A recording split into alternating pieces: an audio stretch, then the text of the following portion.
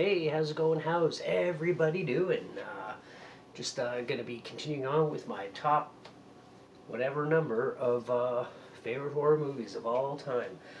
Just to clarify, and I mentioned some of my other videos that these are mainstream horror films. They're not the underground horror films that I do love. A lot of them, I love them so much, like independent films and everything else. Um, I got box sets on tops of box sets of just independent films, but I watch so many movies. It's hard to remember which ones are which, and every once in a while I'll watch one and I'll be, oh yeah, I remember this movie, I loved it, or I'll watch one and go, oh yeah, this movie it sucked. But that goes with high budget films too. But generally speaking, this is going to be about mainstream horror films that most people have at least have heard of, and just gonna continue on with the ones I love. I don't know. There was something I was gonna say in there, and I don't know what it was.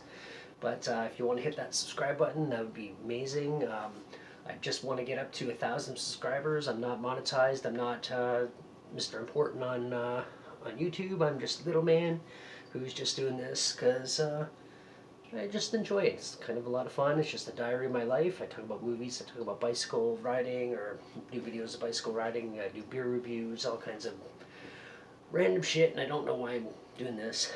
Stop.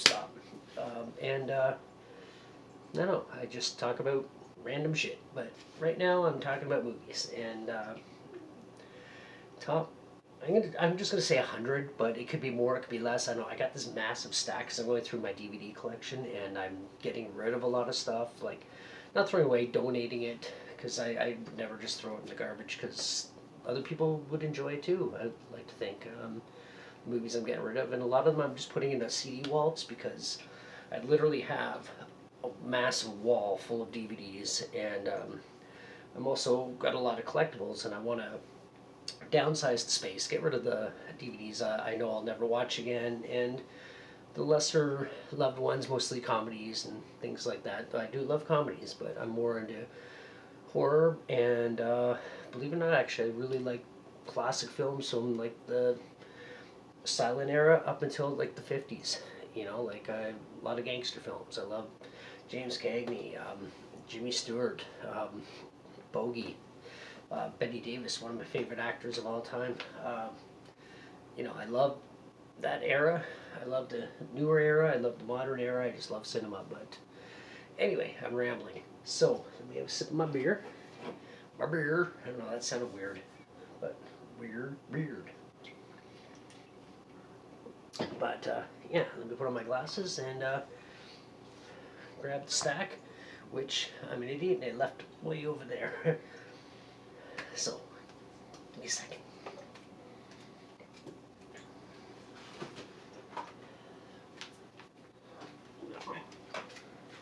Okay, so this list also, as I stated in the other videos, are no particular order except for the first two, which I'd already done in the first video. Check it out, and I will say right away, my second favorite movie of all time, horror movies all time, Night of the Living Dead. 1968, George Romero. So can I get my tattoo in here? Let's see. But there we go. Boop. That's Kyra Scone or Scone or Scone. Everybody always says it different. Unless I hear it from her mouth, I'll just call her Kyra Scone. Kyra Scone. And Texas Chainsaw Massacre, Leatherface right here. Gunnar Hansen, my favorite horror film of all time, and even my newest addition to the family here. Our newest addition, Gunnar, a cute little flame tip kitten who's now a big cat who terrorizes the other cat, is named Gunnar after Gunnar Hansen. Anyway, let's get into this. First one I'm going to talk about, these are I just threw the stack together, so they're, like I said, no order, just movies I love in the horror realm. The Thing. John Carpenter's The Thing, remake, of course, of The Thing from Another World. They're very, very different movies. The only thing they have really in common is that they take place in, I think they both take place in Antarctica. I can't remember, but I have seen The Thing from Another World quite a few times. I do really like it. This Rob Bottin, or Rob Bottin, his name's always said, multiple different ways. He was a protege of course, Rick Baker, and his work is also in The Howling, which Rick Baker was starting to do, and then he went to American Werewolf in London, which I actually will be talking about in this list. But the work in this film, the practical effects are just unfreaking believable. The suspense in this movie, if you've never seen this film, see this film. This is an excellent, excellent movie, and people who know this movie and have seen the movie will agree. It is so well done. And even in this movie, they use some of the footage from the original film from the 50s. I don't know what year it came out. I know it was in the 50s. I'm not sure what year. But they used some of the footage in there as found footage that they found and they were using. It's really well put together. I mean, John Carpenter, especially in his younger days, he was a genius. He was just amazing at what he did. This film is so full of suspense. It's so full of horror. It's scary when it needs to be scary. It's just really well done. And the practical effects are just like some of the best ever put on screen by Rob Bottin. It's just incredible. It's amazing. You know, moving on to the next one, we got the Black Sheep of the Halloween trilogy. Black Sheep only in the sense that Michael Myers isn't in it, but this is an excellent movie. It's the oddball movie, but it is really well done, and you're not going to get that boom boom boom boom boom boom boom boom. 8 more days to Halloween. You're not going to get that out of your head. Once you hear it, it's in there, and it sticks around for days. Drives you freaking crazy. The horror doesn't end when the movie does, because your mind's going crazy from that stupid song. But it is such a good movie, and people say, oh, it's not good, Michael Myers is in it. You want to know what else sucks? Pretty much all the Michael Myers movies in the pseudo timeline. I don't know. There's so much shit that came out. That whole Thorn bullshit thing. It's just nonsense. It's stupid. You know, it makes this film look like a masterpiece, which it isn't, but it's an excellent, fun, amazing film. It's about masks. The masks are the killer. Well, the masks aren't the killer. The company that creates the masks are the killer. It's got, what's his name? He's an iconic horror guy, and I don't know why. I've had a couple beers, sorry. Once I see his name, which it's going to drag on, but he's in so many horror films, and I can't figure out why I'm not seeing his name. And it's not even on the front of the thing, which drives me out, but he's right there. Right there. Right there. This guy. He's awesome. And I don't know why it's bugging me. John Carpenter, blah, blah, blah. I'm just trying to see if it's somewhere just in the description. It's bugging me. And these glasses aren't strong enough that I can read the thing. And I was actually trying to, like, expand it. And turn on this light and look. Blah, blah, blah, blah, blah, blah, blah. Blah, blah, blah. Blah. Okay, fuck it. But he's awesome. Turn that light off. Right here. Jaws. The Godfather. The Mac Daddy of the blockbuster. This film is so well done. It is so well casted. This is, I would almost call this a flawless movie. Some of the effects, the shark effects, are kind of dated and slow, but also the whole what you can't see scares you more. The monsters in the dark, the ghosts in the dark. I can hear it, I can't see it. I know it's there, but I can't see it. And that was all done by accident. It was all done because the shark, Bruce, as it was affectionately known after Spielberg's lawyer, kept malfunctioning. And they had different versions of it. The salt water kept screwing it up. Excuse me. And but that made it so much of a better movie. The suspense is just crazy. It's such a good film, and people who've seen this and who love this film understand, and they know. If you've never seen this film, and you're like, oh, it's an old film from the 70s. You know what? Horror was better in the 70s, so fuck you. Sorry. But horror was better in the 70s. It's true.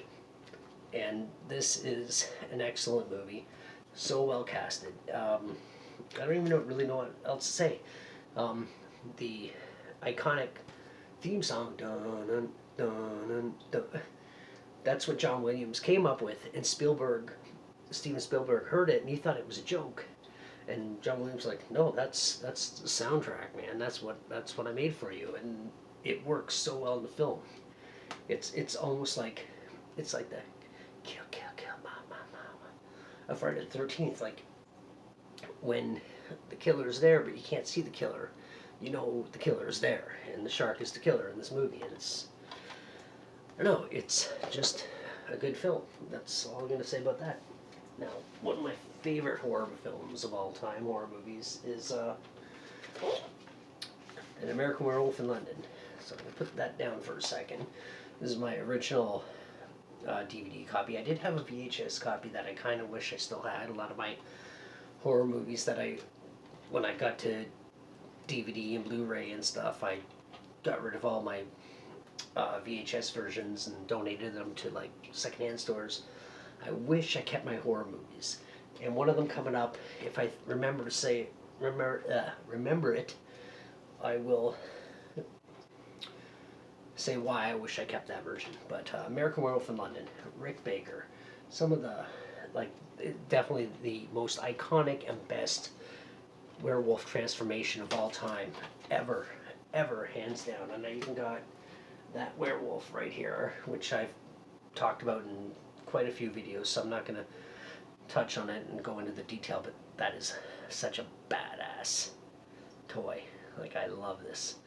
But I mean, Rick Baker created that, and that's the monster in this. And much like Jaws, you don't see it a lot, but you get the presence. It is, I don't know what else to say.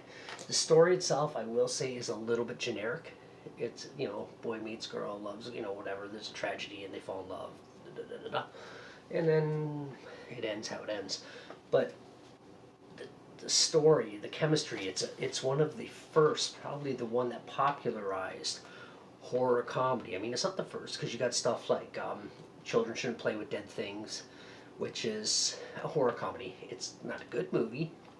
It's actually kind of terrible. I have a copy of it. I just watched it the other day, in fact, like rewatched it.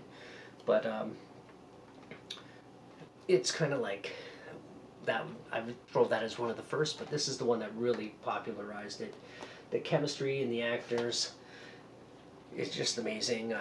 Jenny Agutter is just perfect in this movie. I think that role was just her. She's been in so many things before and after, but this movie is just incredible. Her act, like for her, the pub scene at the Slaughtered Lamb. It's just every scene is just the acting and the script is just so perfect. The story, like I said, the synopsis is a little bit generic in terms of just the breakdown, but watch this movie if you've never seen it. And those who know this movie and love this movie, you already know it's an incredible, amazing film. Up next, Texas Chainsaw Massacre, another sort of horror comedy. I remember when I first saw this, I thought it sucked. I thought it was the worst thing I've ever seen, and I was only a teenager because I always loved the original Texas Chainsaw Massacre, as you can see. Gunnar Hansen right there.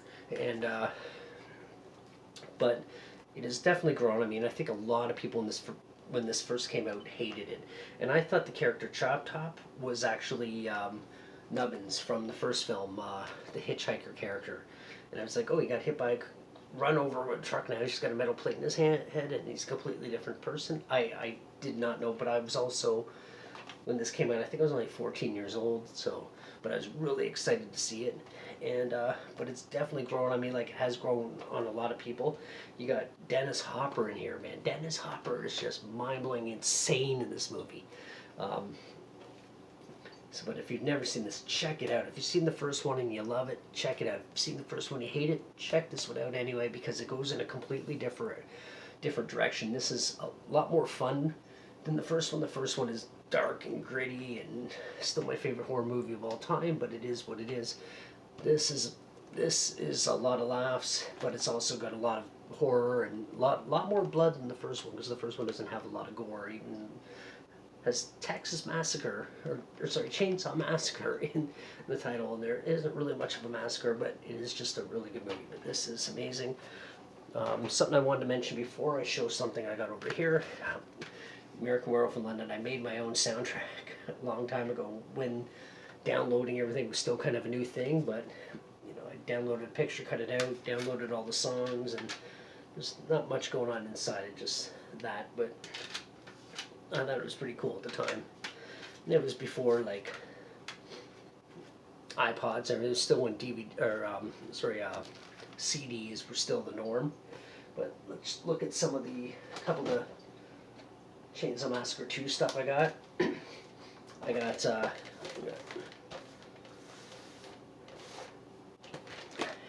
we got Chop Top. I call him Shock Top, like the beer. But Chop Top character, this is a really good toy. I'm not going to get into it. I've talked about this in the videos before, but a lot of detail there. This is NECA. This is a really cool thing. But that's the character. There actually is a unreleased film. It wasn't filmed in its entirety. Also starring Bill Moseley, called All American Nightmare, and it was sort of like a spin-off movie with the Chop Top character, and a lot of it was filmed. But it just never really came into fruition. I don't know if it was a budget thing or a copyright thing. I'm not sure what the deal was. But there is a script out there and scenes that exist, so check that out on YouTube. It's actually pretty interesting. And just a little side note, how Bill Moseley, who's so iconic in horror now, got the role was because he did a short film. It was called The Texas Chainsaw Manicure. And I think it's hard to find. I've never seen it. I just know about it. And basically, Leatherface and Nubbins, something about, I don't know the story because the movie, you can't find it anywhere. It's I think it's been cleaned off of the internet for the most part. But they have a manicure business, or they go somewhere to get him, and Leatherface is cutting off fingers, and he's playing the Nubbins character. And then they sent the movie to Tobe Hooper, who was so impressed by him doing, the hitchhiker Nubbins character, that he was like, we're going to do a sequel, and I want you to be one of the characters, something along, to that effect. And that's how he became that. And after that, Night of the Living Dead remake, of course, the Rob Zombie movies. He's just awesome. But let's go to the other one I got. This is the Leatherface from Chainsaw Massacre 2. So, and this is NECA, and like I said, I'm not going to get into all the details, but it is a pretty detailed thing, and it's pretty cool. But there's that. Anyway, moving on. I got a few more. I got to go a little faster. I'm at 18 minutes. The Terminator. Now, I know Terminator, it's not a horror film. You know what? It is. It's goddamn right it's a horror film. It got overshadowed by Terminator 2. I still think this is a better movie. But Terminator 2, yes, aesthetically, it's an amazing film. The special effects, Stan Winston Studios and Stan Winston himself, like all the stuff done there. Practical effects mixed with CGI. There's more practical effects than you would even... It's almost all practical effects with CGI cleaning things up. It's an amazing movie. But Terminator is definitely a horror film, and I think the term tech noir came from this film. Also, it's the club in the film.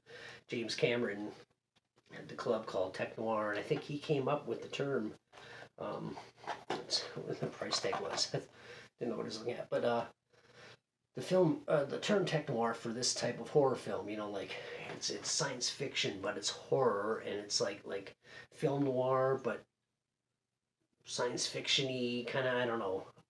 But I think this is what it come from. This movie is it's scary when it needs to be scary. It's science fiction when it needs to be science fiction. Definitely one of my favorite, probably easily in my top 50 favorite movies of all time. But I just wanted to throw it in here because to me, it's a horror film. It's science fiction, action, it's got everything, but in my mind, definitely a horror film. Moving on. Clive Barker's Hellraiser. I love this movie. I really, really love this movie. The practical effects are amazing. It's dark, it's gritty, it's got the bondage thing, which is kind of a thing for me. But it's got that. The characters are interesting. Here's the funny thing. He's called lead Cenobite in the credits, but he has the most, speech. Like, well, I think he's the only one that talks. Maybe no. There's a couple other conversations or lines, sorry, by a couple of the other Cenobites. But the reason Pinhead gets the most attention and the most lines is because of the way the makeup was done. He was able to talk the most. Is it Douglas Bradley or Bradley Douglas? I can't remember if it's the other way. It's one of those weird names where it is Bradley Douglas, but oh, excuse me. Yeah, I'm all wheezy now. But because of his makeup, he was able to talk more. The other ones, it was harder to speak, so he got most of the lines, and then got called lead Cenobite, and he actually didn't get the name Pinhead until the second film. But it is good, and if you ever seen what she looks like now, holy shit, she is hot. I'm not gonna lie, she's like in her 50s now, and she looks great. But sorry, I just had to throw that out there. I'm kind of a fanboy. But I've forgotten her name, so I'm not a very good fanboy, am I? But anyway, there's that, and I do actually have a little Pinhead figure here. The reason why the box is not standing straight is because I tried to glue it in place so it wouldn't fall around in there, and then it tilted on me, and then I didn't notice, and it kind of stuck like that, so I just left it. Then all the tools, I got a couple, all his torture tools are in this little elasticy thing, and one of them I think I lost, or it's on the shelf somewhere, I'm not sure, but I just left it there because I don't want to lose it. But that's a cool toy. Might be NECA, I'm not sure. But moving on, a couple more. We're at 22 minutes. I gotta go a little quicker. 3 more. Sleepaway Camp. I'm going to talk about this briefly. My first know of this film is when this guy Ken I used to be good friends with back in the day. We used to watch horror movies all the time. We'd rent them all the time. There was a store and we saw this there and we kept looking at it, but we never bought it. It had the entire letter, this letter here, I think, down, and then, or maybe it didn't. It was on VHS. I can't remember. But we kept looking at it, and then we rented it. We're like, whoa, that was fucked up. If you've ever seen this movie, you know why it was fucked up. It is really, I don't know, kind of like a campy camp movie, but it's good. And the ending, the twist ending, is a little weird, and it just kind of goes all over the place. But it's a lot of fun to watch. I really like this movie.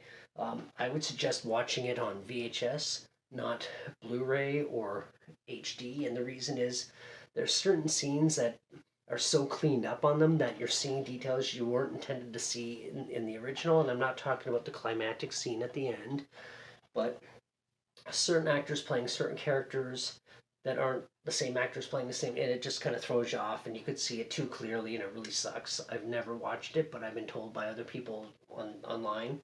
But this is a really good movie. There's, I think, 4 other movies in the series: Part 2, Part 3, Return to Sleepaway Camp. I got those ones, and another one I only recently found out about, which I haven't seen and or haven't found, but I would get it, just own it. Anyway, next one. Shadow of the Vampire. Now this is a really good movie. It is, if you like the film Nosferatu, the original Nosferatu, this is sort of a spoof play on that, and it's about the making of Nosferatu. However, it's as if Max Schreck, who is played by Willem Dafoe, is actually a vampire. And people start dying and disappearing off the set and everything. It's partially a dark comedy, but it's mostly still a horror film. And of course, you got John Malkovich playing the director, who's, I can't remember his name now. It's been a while. I mean, I did mention the movie in another video recently, like my top favorite movies, but Fritz, no. I was gonna say Fritz Lang, but I know that's not right, so I'm just not gonna even try. But check this movie out, especially if you like the original film or even the remake. but this is definitely based on the original film. You got to check this out. It's a lot of fun to watch. It's campy, it's fun, and it's scary when it needs to be scary. Okay, last one. Last one. The scariest film of all time. Actually, I will agree to that the horror scenes are terrifying. This is one of my favorite movies of all time, one of the 50 greatest films of all time. Everybody has pretty much seen this film, I'd like to believe, that are into horror. 1973, the year I was born. Yeah, I'm old as fuck. But the first time I watched this was at my grandmother's house because I used to stay up late and my grandma was fine with it. I remember sitting there, my arms on the couch. It was like a love scene. The TV was over here, and I'm sitting there like just watching it. And then scary scenes. But the thing is, the horror doesn't really start until you're about almost 2 hours. It's a long ass movie. Till you're close to 2 hours into the movie, then the really scary shit starts. But it's worth the wait, and the story building up to it, the suspense. It's just the way it's filmed, the creaky noises, the sound. It just gets into your head. It is such a good freaking movie, man. Like, everything about this movie is perfect, except, now here's the thing. This is the version that everybody has seen now, because the original version, I can't find it anywhere, and that's one of the VHS things I was talking about, that I had the original version without all the added scenes that came out in this version when this got re-released. I think it was 1999 or something like that. And they brought it back to public with all these new footage, and it's good footage. Don't get me wrong; it's not stupid shit like what they did with like The Living Dead and some of the Star Wars stuff, but it actually is good footage. It's not terrible. It's not out of place. It doesn't drag you out of the movie except for one scene.